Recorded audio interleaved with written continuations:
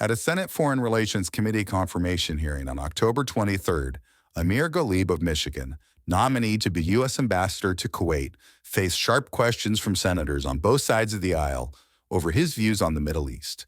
Watch the top moments right here. The local news outlet in your city reported in October of 2023 that you claim that reports of sexual violence committed by Hamas on October 7th were, and I quote, a campaign of lies and deception, and that there wasn't, quote, any evidence to support that these crimes occurred against victims. What's even more concerning is that when you met with my staff before this hearing, you didn't deny that you said those statements, which if that's true, I appreciate that at least you were honest about it, but you reiterated that you believed there was no evidence of sexual violence against victims of December the 7th. Now, as my staff relayed to you, there is well-documented evidence that I have seen personally, that Hamas terrorists deliberately used sexual violence against women and children. I was also disappointed to hear that you appointed an individual to the City Planning Commission who stated that the Holocaust was God's, quote, God's advanced punishment of the chosen people for the savagery they're committing today against the innocent Palestinian children and civilians. You called Saddam Hussein a martyr after Iran fired missiles at American troops in Iraq. And you liked a tweet that compared Jews to monkeys. Now, I appreciate what you said in your opening statement about one of the areas of greatness about the United States is that we allow freedom of speech and that we do have different views. But that's different than representing the United States government and the official policies of the United States government, particularly overseas. So how do you assure this committee, how do you assure Americans of all religions and backgrounds, both here and in Kuwait, if you are confirmed, that you will represent them equally, especially after those kinds of comments that you've made? Thank you, Senator Shaheen, for these important points that I want to clarify. First, I would like to mention first that I totally condemn what happened on October 7, all kinds of abuses. What happened, conversation between me and your staff was like that I was not aware of some, that I have not seen myself stuff, but I told them clearly, I clearly condemn all kinds of abuses. And October 7 was a horrible day and a tragic day, and all the atrocities that happened after is because of that day. Now, let me be clear. As the mayor of my city in February of 2022, the second month I assumed the office, I passed a resolution that was passed unanimously to condemn anti-Semitism after the attack on the Jewish synagogue in Texas. And the Jewish community leaders came to me and thanked me, and they said to the news that this is the only city that passed a resolution without them asking us to do so. So that's how I represent people in my official capacity. Some of these social media posts were during as a private citizen, because I became the mayor in 2022, and I can assure you that the media was biased in translating these posts. They were misinterpreted, they were taken out of context, and I'm happy to go over them like I did with your staff and others to explain. In fact, there were some responses, even though I acknowledge I used between 2010 to 2020 as a private citizen to acknowledge every comment, even if it's directed to me. Doesn't mean that I agree with that.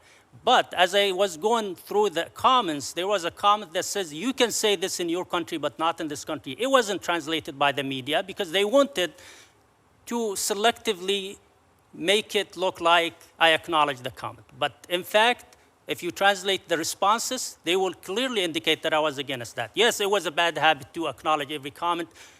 Every post I had from 2010 to 2020, I used to acknowledge. That's a bad habit that I had. I agree. When it comes to Saddam, I was angry on the day of January 7, 2020, when our military bases were attacked by the Iranian and there was no response. I understand the president came out to say that they informed us before, so they wanted to have some credibility. But before I heard that, I was angry that our military bases were attacked without a response. And in a moment of anger, I complimented Saddam because he kept Iran in check. And probably that's the only positive thing he did in his life. He was no question, he was a dictator. He committed a lot of crimes, including the invasion of Kuwait. And if that description in a moment of anger offended anybody, I'm willing to apologize, especially to the Kuwaiti people. No, I'm not very adamant about it. And like I said, probably the only positive thing he did is to stop the spread of the Iranian regime ideology in the Middle East. I was a member of the 82nd Airborne Division that actually helped oust Saddam Hussein from Kuwait.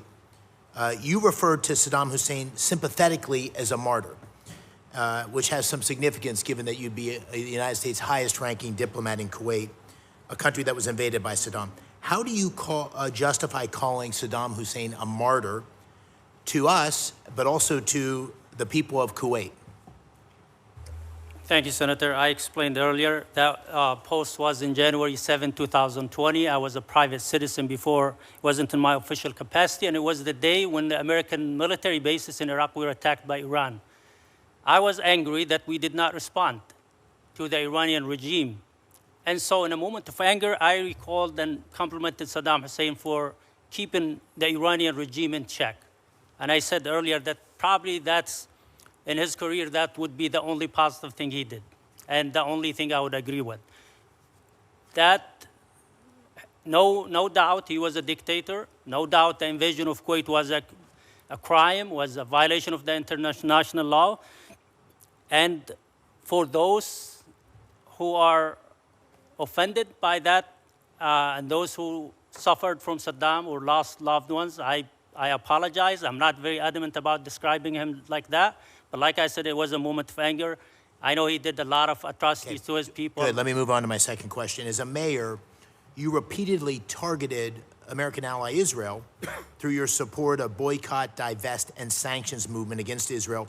And you called for Israelis to, quote, leave the land, unquote, thereby supporting the end of the state of Israel. So my question to you, given the role you are being nominated for, do you accept President Trump's view that Israel is and should be the national home of the Jewish people?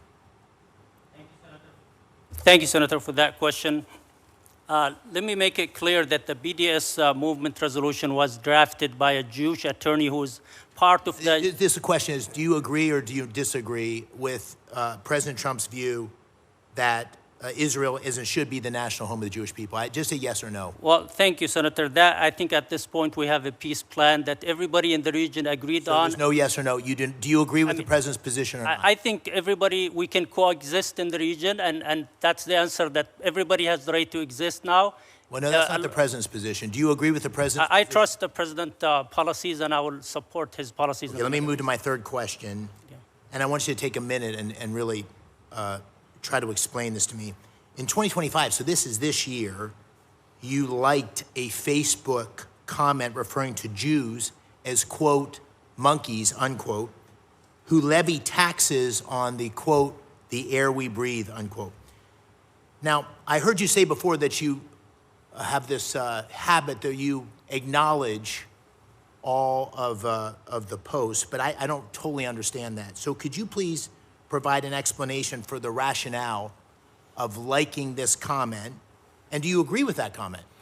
Thank you, Senator, for that question. First of all, let's correct the misinformation. It's very disturbing. That comment was when I was a private citizen about 6 or 7 years ago. It wasn't this year. It was under a post that I posted as a private citizen, and part of my bad habits of acknowledging reading those posts. But in the responses, I told the guy, you cannot say this in the United States of America. You can say, the media did not translate that response. So it wasn't to 2025. That's misinformation. And just by making assumptions and judging my intentions based on social media posts in the past, I would recommend that you look at the facts and judge my actions. I'm asking for the facts. So would you like to clarify, do you agree with that statement? No, definitely, I totally disagree. And how would you respond to the fact that you liked it in the moment? What is your response to that specific comment now? At that moment, I responded that this is not appropriate to say this, but in my official capacity, I responded in 2021-22, in the second month of assuming the mayor office, by passing a resolution to condemn anti-Semitism, and that was complemented by the Jewish community. That's how I perform in my official capacity, and I represent everyone. And at the end, I'm a Semite. The Arabs are Semite. Do we read history? How can we be anti-Semite? And I think, like I said, judge my actions and not my intentions, because we have to lay down the facts. You know, Senator Shaheen earlier said that I hired someone after he said, no, that guy has been serving in the city for the past... Thank you. I'm out of time. Thank you. I don't think you are qualified to serve in this role, and I think that you have dug your hole deeper today. In response to Senator McCormick's pretty simple question, you refused to support maintaining Israel as a home for the Jewish people. I just don't know how we send an ambassador to the Middle East that doesn't support protecting Israel as a home for the Jewish people.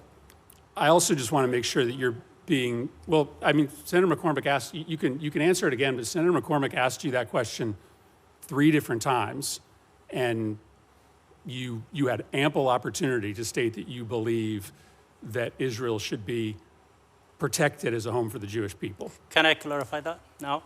I mean, I think it's pretty important to understand your views on this. Pretty stunning that you weren't able to answer that question 3 times when asked by Senator McCormick. Well, I supported the president's plan, which means that there would be a solution. It doesn't matter to me whether you support the president's plan. Again, this idea that your personal views don't matter is ridiculous. Do you believe that Israel should be protected as a home for the Jewish people? I believe that, and I believe it can be a home for the Jewish and the Arabs and the Muslims and the Christian as well. And that's why it's a diverse land for the 3 major religions. I think they can coexist, all the nations in the Middle East, based on the peace plan of President Trump that I support strongly. I just want to ask you to present something to the committee. You've been asked questions today about your refusal to condemn this outrageous statement by a member of your city government. The statement, again, is the Holocaust was God's advanced punishment of the chosen people for the savagery that they've committed against the innocent Palestinian children and civilians. You were asked to comment on this. You refused to comment on it. I think that's disqualifying in and of itself. But in earlier questioning, you said that you did condemn it at the time. We have seen no evidence of that. You know, Senator, so is there evidence that you condemned that at the time? I did tell the media that I don't agree with them and I condemn. They were concerned about disciplining. And there's evidence of that? You could present this committee with those media reports? You know, I would, and I say it now, let me be clear. I condemn that and I disagree with them. Their concerns was to why didn't I fire him? He's a volunteer in the planning commission. I'm simply asking you, we have not seen any evidence that you publicly condemned that post. If you have claimed that you did in a public way, so I did disagree I'm simply with him. asking you to submit that information for the record, because we have not seen that. Thank you, Mr. Chair. I will say, from your long-standing public positions, it appears you have a deep-felt and passionate view about the Middle East, but it is a view that is in direct conflict with the policy positions of President Trump and this administration. I will point out also that, and you've been asked about this before, but it is really quite astonishing, that on Facebook, you liked a post that called Jews monkeys for their own benefit.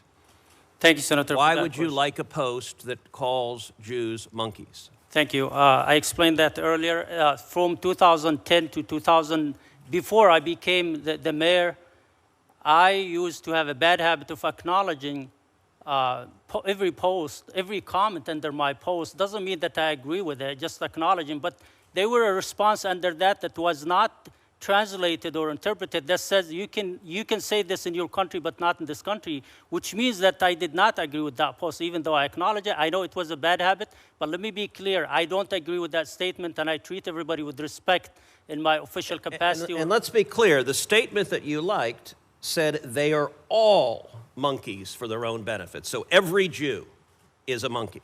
I don't agree with that statement, Senator. And the person who wrote it is mentally challenged in our community. He is well known. I used to have this idea of inclusivity in my past, ideology. I changed in 2024. I changed even my party, Mr. Ghalib, there may well be positions within the Trump administration that you are qualified to perform in that are unrelated to these issues that you have such passionate beliefs about. I believe your beliefs are sincere.